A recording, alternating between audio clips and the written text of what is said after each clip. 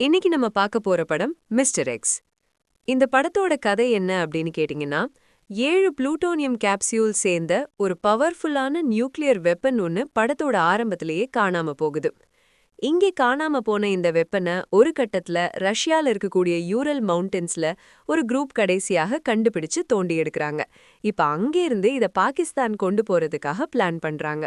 நம்ம ராவை பொறுத்த வரைக்கும் இவ்ளோ பவர்ஃபுல்லான ஒரு நியூக்ளியர் வெப்பன் கிட்டத்தட்ட யாராவது ஒரு தடவை யூஸ் பண்ணிட்டாங்க அப்படின்னாலே கோடிக்கணக்கான உயிர் ஒரே நேரத்துல போயிடும். அந்த அளவுக்கு பவர்ஃபுல்லான இந்த நியூக்ளியர் வெப்பனை யாரும் யூஸ் பண்ணிடக்கூடாது, அதை தடுத்து நிறுத்தணும். அதுக்கு முன்னாடியே எப்படியாவது நம்ம மீட்டு கொண்டு வரணும் அப்படிங்கிறதுக்காக ரா ஒரு நபரை களத்துல இறக்கி விடுது.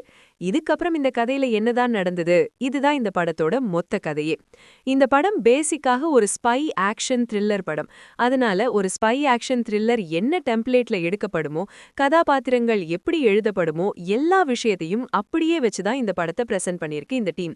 இந்த படத்தை பொறுத்த வரைக்கும் முக்கியமான பலமாக நான் பார்க்கறது ரெண்டே விஷயங்கள் தான். ஒண்ணு, இந்த படத்தோட மேக்கிங். நல்லா செலவு பண்ணி பயங்கர கிராண்டாக விஷுவலி ஸ்டன்னிங்காக செம்மையா இருக்குல்லிங்க அப்படின்னு சொல்ற அளவுக்கு கலர்ஃபுல்லாக விஷுவலி அப்பீலிங்காக இந்த படத்தை பிரசன்ட் பண்ணியிருக்கு இந்த டீம். சினிமாட்டோகிராஃபி, மியூசிக், எடிட்டிங், படத்தோட ப்ரொடக்ஷன் டிசைன், சவுண்ட் டிசைன் அப்படின்னு சொல்லி பல டீம் மிகப்பெரிய அளவுல கான்ட்ரிபியூட் பண்ணியிருக்காங்க. அதனுடைய விளைவாக தான் இந்த அளவுக்கு ஸ்டன்னிங்காக விஷுவலி அப்பீலிங்காக இருக்கு இந்த படம். இன்னொரு விஷயம், இந்த படத்துல ஆக்ஷன் பிளாக்ஸ் எல்லாத்தையும் இவங்க கன்சீவ் பண்ண விதம். அதுவும் குறிப்பாக அந்த ஆட்டோக்குள்ள நடக்கக்கூடிய அந்த ஆக்ஷன் சீக்வன்ஸாக இருக்கட்டும், டுவர்ட்ஸ் கிளைமேக்ஸ்ல நடக்கக்கூடிய அந்த ஆக்ஷன் போர்ஷன்ஸாக இருக்கட்டும், ஆக்ஷன் சீக்வன்சஸ் எல்லாம் ஓரளவுக்கு அதகலமாக நீட்டாக கொண்டு வந்திருக்காங்க ஸ்கிரீன்ல. இது போக இந்த படத்துல ஆர்யாவாகட்டும், கௌதம் கார்த்திக், சரத்குமார், மஞ்சு வாரியர், அனேகா, அதுல்யா, ராய்சா வில்சன், காளி வெங்கட், ஜெயபிரகாஷ் அப்படின்னு சொல்லி எல்லா ஆர்டிஸ்டும் அவங்களுக்கு என்ன கொடுக்கப்பட்டதோ அதுக்கு தேவையான விஷயத்தை இன் டர்ம்ஸ் ஆஃப் பர்ஃபார்மன்ஸ் ஸ்கிரீன்ல கொண்டு வர ட்ரை பண்ணிருக்காங்க. பட் இதுல ஒரு பிரச்சனை இருக்கு, அது அப்படியே நம்ம நெகட்டிவ்க்கு இங்க போவோம். இந்த படத்தை பொறுத்த வரைக்கும் எல்லாரும் கொடுத்தத பண்ணிருக்காங்க, அது இருக்கட்டும்.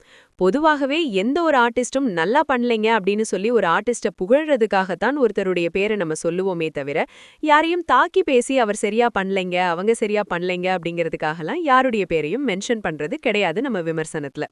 இருந்தாலும் இந்த படத்தை பொறுத்த வரைக்கும் நான் பேர் சொல்ல விரும்பல, பட் ஒரு ஆர்டிஸ்ட் அந்த ஆர்டிஸ்டுடைய கதாபாத்திரம் எழுதப்பட்ட லெவலும் அவ்வளவுதான், அந்த ஆர்டிஸ்ட் அந்த கதாபாத்திரமாக புல் ஆஃப் பண்ண லெவலும் அவ்வளவுதான் பர்ஃபார்மன்ஸ்ல.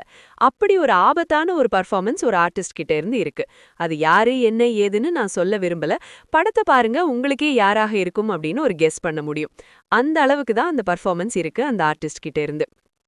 இன்னொரு விஷயம், இந்த படத்துல நான் சொன்ன மாதிரி இது ஒரு ஸ்பை ஆக்ஷன் த்ரில்லர் டெம்ப்ளேட்ல பிரசன்ட் பண்ணப்பட்ட ஒரு படம். ஒரு சீன் கிளீஷேவா இருக்கலாம், படம் முழுக்கவே கிளீஷேவா இருக்கும். எந்த ஒரு விஷயமுமே ஃப்ரெஷ்ஷா இல்ல. எல்லா விஷயங்களுமே இது இப்படிதான் இருக்கும், வேற என்னப்பா இது இதுவா தான் இருக்கும், அது அவரா தான் இருப்பாரு அப்படிங்கிற அளவுக்கு எல்லாத்தையும் கெஸ் பண்ணக்கூடிய அளவுல ரொம்ப ரொம்ப ப்ரெடிக்டபிளான ஒரு ஸ்கிரீன் பிளே. அதனாலேயே இந்த படம் நம்ம பொறுமைய சோதிச்சிடுச்சு. எப்பங்க முடியும் அப்படிங்கிற அளவுக்கு ஒரு ஃபீலை கொடுத்துட்டாங்க. இதெல்லாம் பெரிய ட்விஸ்ட் அண்ட் டர்ன்ஸாக இருக்கும் போல அப்படின்னு எதெல்லாம் இவங்க நம்புனாங்களோ அது எதுவுமே நமக்கு ட்விஸ்ட் அண்ட் டர்ன்ஸாக படல. ஒரு சில கதாபாத்திரங்கள்லாம் நல்ல கதாபாத்திரங்கள் மாதிரி உள்ள வரும்போதே நமக்கு தெளிவா தெரியுது, இதெல்லாம் பார்த்தா நல்ல கதாபாத்திரம் மாதிரியா இருக்கு.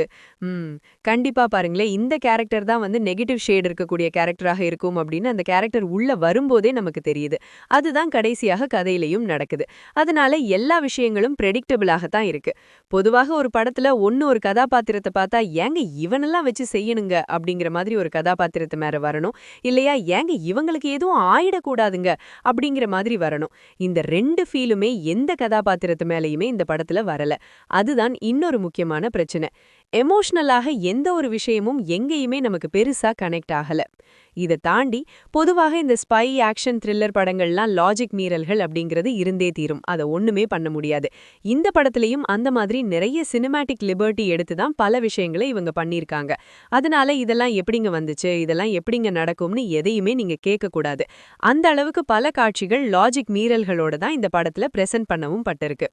மொத்தமாக இந்த படம் எப்படி இருக்கு அப்படின்னு கேட்டிங்கன்னா, நம்மளை பொறுத்த வரைக்கும் ரொம்பவே சுமாரான ஒரு ஆவரேஜான படம் தான் இந்த மிஸ்டர் எக்ஸ். அடல்ட் கண்டென்ட்டை பொறுத்த வரைக்கும் இதுல செக்ஷுவலாக எதுவும் கிடையாது.